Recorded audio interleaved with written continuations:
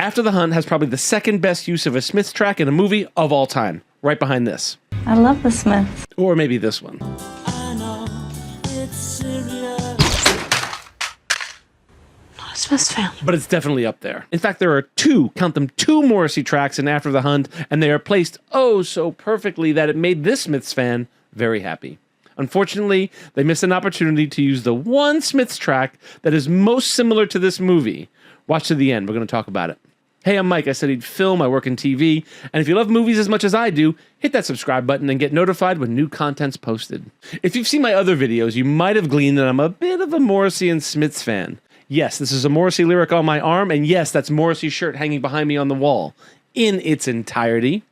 Caught that at a show at Foxwoods. The little old ladies with comp tickets and buckets of quarters never stood a chance. So there I was watching After the Hunt. Julia Roberts has a scene with Chloe Sevigny in a college bar. And what are they playing in the background?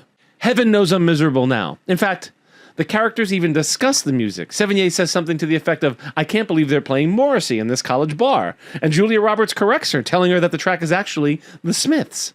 And the conversation goes on for a beat or two. In a movie that is so dense with philosophical sparring, a light conversation about the music they're playing in the background at a college bar definitely caught my attention. So what's up with Morrissey and After the Hunt? Morrissey's an interesting choice for a movie about a guarded and private woman who's hooked on pills and likes to sit around all day trading philosophical quips with a group of Yale-educated philosophy nerds.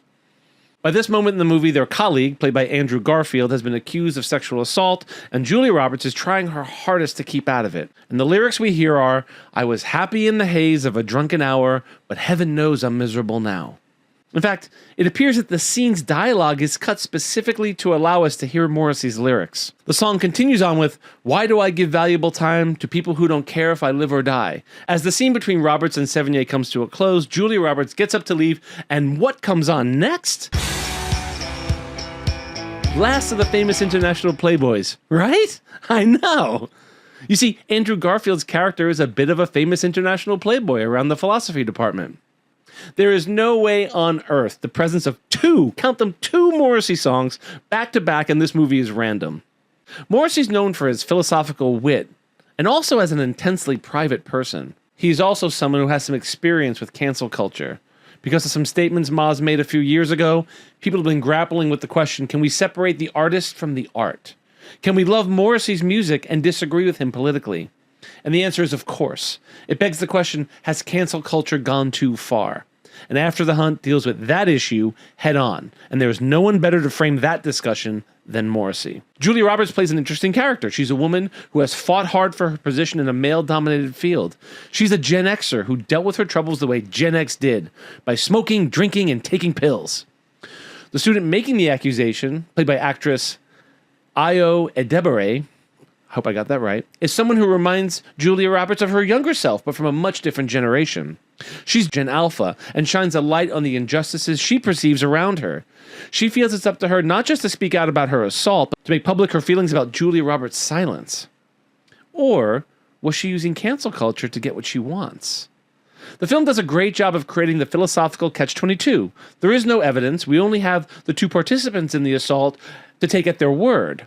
It's as much a movie about the generational divide as it is about an older, experienced woman struggling with offering counsel to someone of a different generation, counsel that she knows will implicate her friend and ruin his career. I sort of wish every movie took place within an erudite philosophy department where the characters could sit around drinking and smoking, quoting Nietzsche, and talking about the plot from different philosophical standpoints.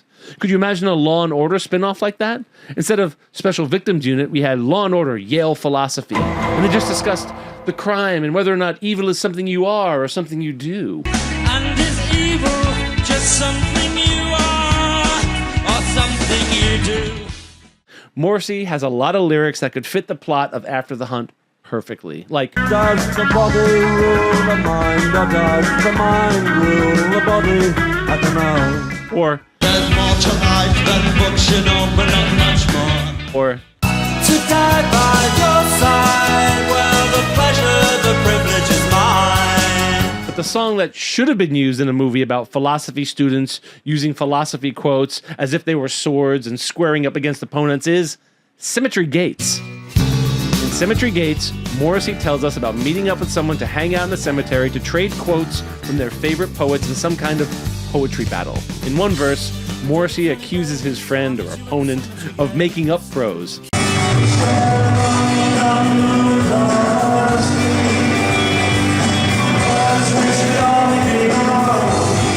And that was the quote that stuck with me throughout this entire film. Most of the philosophy talk went over my head to the point where I had no idea what they were talking about. Long, done, do, does, did. There's a ton to unpack in this film, and to do so would ruin it. But here's what I'll say. After the Hunt is very talky and intellectual. It could have made for a very dry movie if not for the filmmaker making himself known. There are shots where we are waiting for the focus to rack and it doesn't. Others where the camera drifts overhead. Some shots lose focus at the edges to give us a sense of unease or a feeling that the world is closing in on this character. In fact, at the end of the film, right before the credits come up, we can hear the director yell, "Cut." It seems like a mistake, but nothing that makes it to the screen is a mistake. It was a very interesting film to watch. Julia Roberts is almost unrecognizable from any character she's played in the past. Gone is the woman from Pretty Woman or Notting Hill. Her character here is intense and driven and nearing a breakdown.